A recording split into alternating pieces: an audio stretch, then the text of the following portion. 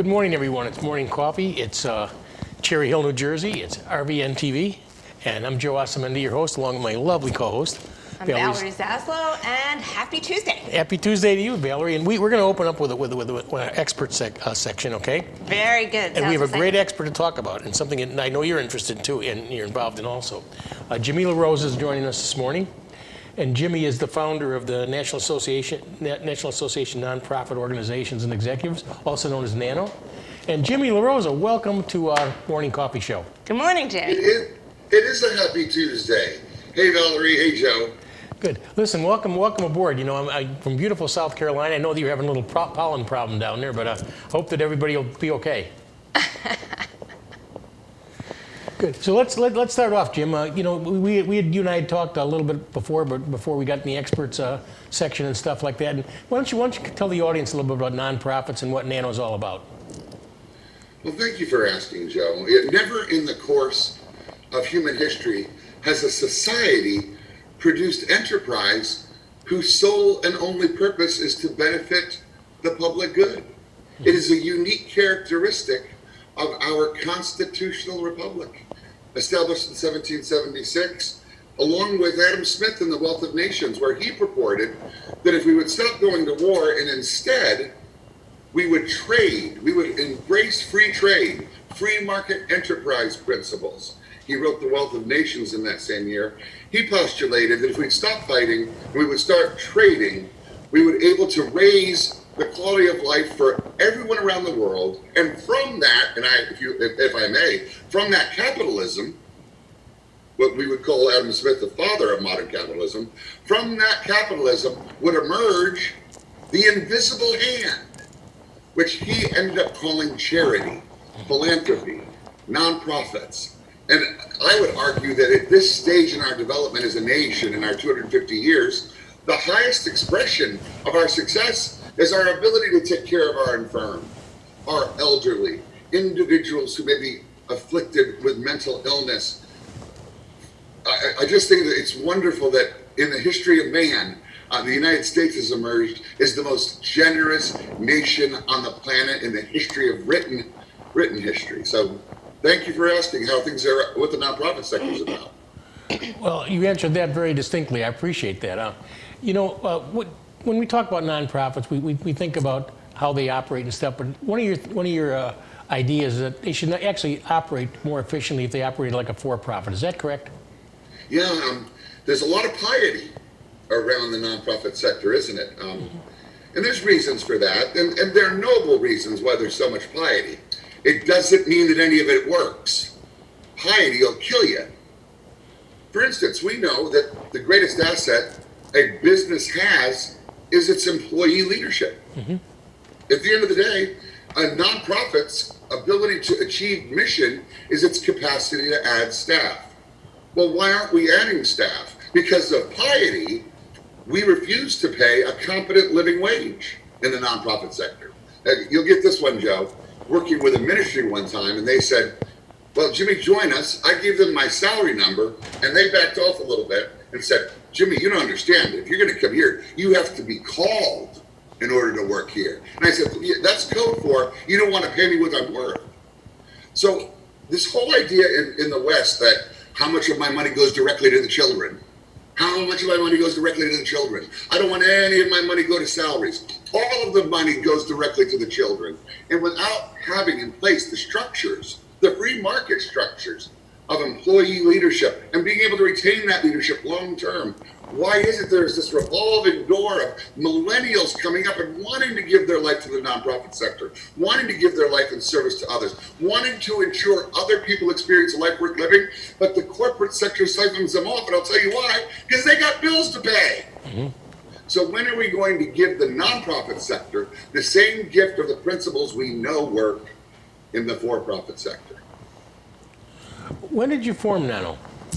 And not only when, but and a little bit even about you know why the rationale behind why the organization was founded. I can hear in your tone, you know, your enthusiasm on the subject, but and your feelings about the corporate side of it. Is that why you decided to form this group? Mm-hmm. You know, thanks for asking, Valerie. I have been privileged to be part of what we would call the establishment, 35 years of my entire adult life. And I grew up in all of the state associations, the national associations, the different councils that define the nonprofit sector. And I did have an epiphanal moment or two, and I'll tell you what it was. What we're doing is not working. I realized we were not taking more market share. We were not achieving goals. The nonprofit sector has been beset with the largest problems in the world. Feed the poor, bring water to Africa, and we weren't doing it. So I decided that I was going to start from scratch and spent millions of dollars on empirical research at the university level with doctoral students to figure out what never worked, what stopped working, and what would work in the future. We did this study during the greatest downturn in the economy since the Great Depression, from 2008 to 2013. And we discovered new guidelines for nonprofits that do define conventional wisdom. So I took all of this information, the abject truth, and I took it to the state associations. I took it to the national councils. I took it to all the places that I grew up in and that was now leading. And it was summarily rejected. It was summarily rejected. It messed up people's money. We started telling people what wasn't going to work, but everybody was paying and making money on what wasn't working. So we had to form NANO in order to disseminate these truths. And again, fundamentally, at the end of the day, a nonprofit organization is a corporation like any other corporation. And if you think about it as a small or medium-sized business, what does it look like to go to scale? What does it look like to not just falter along running a food bank out of your minivan, servicing a problem instead of solving a problem? What does it look like to solve the problem completely? And it takes money. Then what must we do to secure the cash that we need? Well, we're charities, there's piety, we don't talk about it. No. If we're going to solve a problem instead of serving it, we have to bring as much money as possible to that issue. Furthermore, the nonprofit has to stop serving kids for a minute and go get the money. Well, I think if they solve the problem, there's no more organization. Valerie, could you repeat that? I said if they solve the problems that you're referring to, there's no more organization. Well, Lord, I hope that would be the point. If we solve that problem, where that organization is no longer needed. Well, that's corporate America. Well, I'm barely tracking with you. Put some more words on it. I'm sorry, what did you say? I didn't hear you. Just put some more words on your assertion. Everybody has a job and a function, and they're working, and so let's just, take cancer, and I work with an organization, but if there was a cure for cancer and there's a treatment, there would no longer be all of these people who are working towards raising funds for research. And I don't think Valerie, are you suggesting that, let me just get this right, if we come up with a cure for cancer, which I think is achievable, if we come up with a cure for cancer, which eliminates all the nonprofit organizations that need, I see what you're saying. There would be no more nonprofit employees, and then our economy would fall apart. I don't even know where we're going here. I think I'm tracking with you. Yes, exactly. Well, Valerie, I promise you, that's a problem I'm willing to have.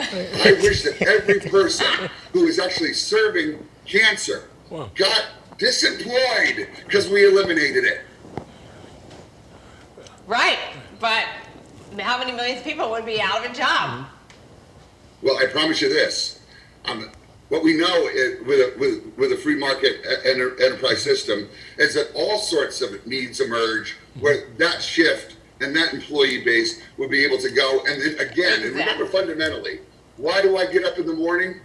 To ensure other people experience a life worth living. Right. So I believe that those needs are going to be with us forever, and there will always be opportunities to serve. Well, on that note, Jimmy, we're going to take a quick break, and we're going to be right back with Jimmy LaRose and Nano.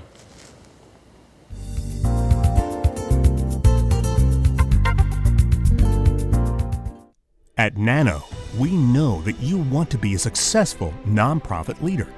In order to do that, you need the freedom to do your job well. The problem is, you've been given all the responsibility, but none of the authority you need to get the job done, which makes you feel frustrated and at times even filled with despair. We believe there's a new way to do charity that ensures your success. We understand you're stuck in a system that doesn't work anymore, which is why NANOE is here to tell you the truth about charity. We've spent millions on empirical research and studies that prove what you already know in your heart. Nonprofits are irrevocably broken. Here's how we can help. NANOE makes sure you receive the money you need to accomplish your important mission.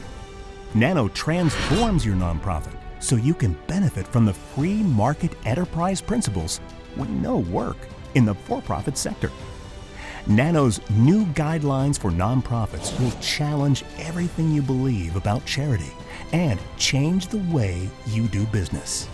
So join us online April 20 and 21 for NANOE's Board of Governors Convention and Expo. And in the meantime, become a NANOE member today. It's time to abandon the failures of the past. You deserve not only the responsibility, but also the authority to get the job done. You can be the change we all need to end the crazy making. If you do, you'll have the freedom you need to become a successful nonprofit leader. Register for NANOE's Board of Governors online Convention and Expo, April 20 and 21 at nano.org. That's nano.org.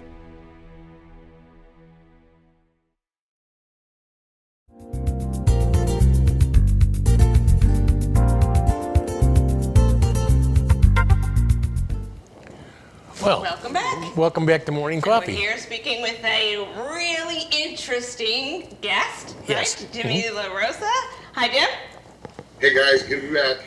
Good. Jim, you're founder of NANOE. We were talking about nonprofits and some of the things that are going on, but I understand you've written a new book. How would you like to introduce our audience to that? Well, thank you for that. I told you in the last segment that we spent millions of dollars on empirical research, and that millions of dollars ended up with an 1,100-page desk reference. Not very accessible if you want to sit down and read a book. So what I did was, of course, that desk reference, New Guidelines for Nonprofits, produced by NANOE, it needs to be, it is going to be, and it's almost on every shelf of every nonprofit in the United States, as a tool to reference for all these free market enterprise principles. But Joe, here's what I decided to do. I decided to take all of that doctoral work and write a 130-page summary called Reimagining Philanthropy, so that we could all access it a little bit easier. So all the data and all the big ideas that are recorded in New Guidelines for Nonprofits are summed up here in Reimagining Philanthropy. And you can go online and locate that and purchase that. So Reimagining Philanthropy, as I said, sums up New Guidelines for Nonprofits, which leads us to April 2021.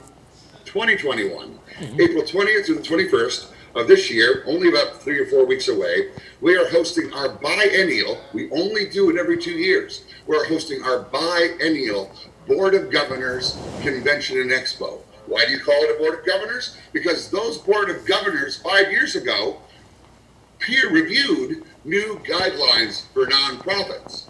So every 2 years we get together, and this year our theme is a celebration of heroes. Friends, I promise you, if you spend your vocational time ensuring other people experience life worth living, it is no small call to give yourself to the charitable sector. And I believe you are that instrument in the hand of God, whereby which he writes his love letter to the world. So we have 450 people registered for our Board of Governors Convention and Expo. You can register and make your reservation as well at nano.org. That's N as in national, N as in national, OE.org. Make your reservation today so you can come and join the movement 2,400 members, fastest growing nonprofit network in the United States, because it just turns out what we do makes sense, and what all the other associations do don't make sense. So I assume you have a number of people scheduled to speak, and what's the main focus going to be? Okay, the main focus this year is you've been given all the responsibility, but none of the authority to get your job done well. Everything's upside down in the nonprofit sector. Can you imagine working for an organization where your bosses are a group of disengaged volunteers called board members, who, by the way, if the organization went away tomorrow, their lives wouldn't change. They may know nothing about nonprofit management. They may know nothing about the population that you serve, yet they are your bosses. And here's what you're told you need to do. Well, you need to do a board training. What kind of operation actually, where the employee has to train their bosses? So when I say nonprofit CEOs have been given all the responsibility, but none of the authority to get their job done, we're turning it upside down. We're reconfiguring boards, complying with the IRS, but we're doing it in a way that makes sense and that allows those free market enterprise principles to flourish. You know, Jim, that's such a novel idea when I think about the nonprofit spectrum and everything. How is this being received in the nonprofit let's say the world of nonprofits? Well, thank you for asking, Joe. You are looking, if you'll do a little research on NANOE and Jimmy LaRose, you will find that the establishment is coming out vociferously against this. Your board must fundraise. Jimmy LaRose, you're telling us the board members don't need to, of course the board members don't need to fundraise. They're no good at it. They've never done it well. Well, you need to train your board how to do it. It's like training a pig to sing. It's like training a pig to sing. You irritate the pig and you get no notes. So, as it relates to the establishment, because they're selling all these trainings, it's not received. But we're the fastest growing nonprofit network in the United States because the CEOs on the ground have known this for years, and NANOE's the first person to come up with the empirical data, as well as have the courage to speak truth into the charitable sector. So on one hand, it's not being received well at all.